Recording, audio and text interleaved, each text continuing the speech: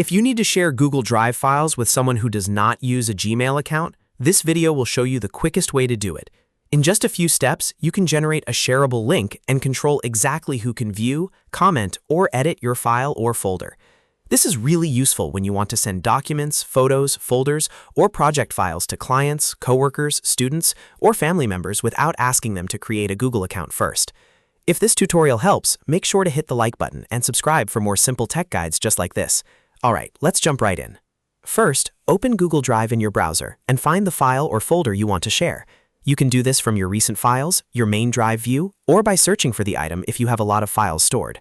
Once you've found it, right-click on the file or folder to open the Options menu. From that menu, click Share. If you see a second share option or a sharing panel open, click into that as well so you can access the full link sharing settings. Now look for the Access settings.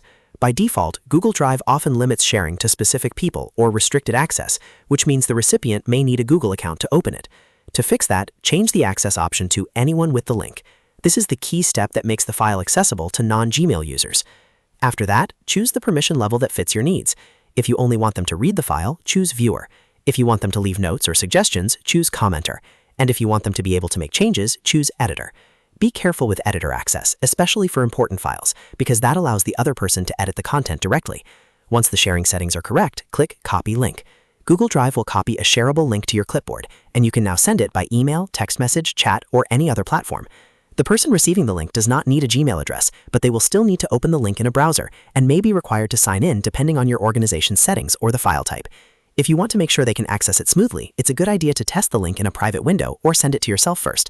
That way you can confirm the permission level is correct before sending it to someone else. Another helpful tip is to double-check whether you're sharing a single file or an entire folder.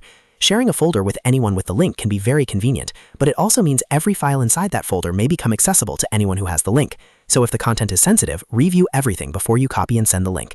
And that's it. You now know how to share Google Drive files with non-Gmail accounts in just a few clicks.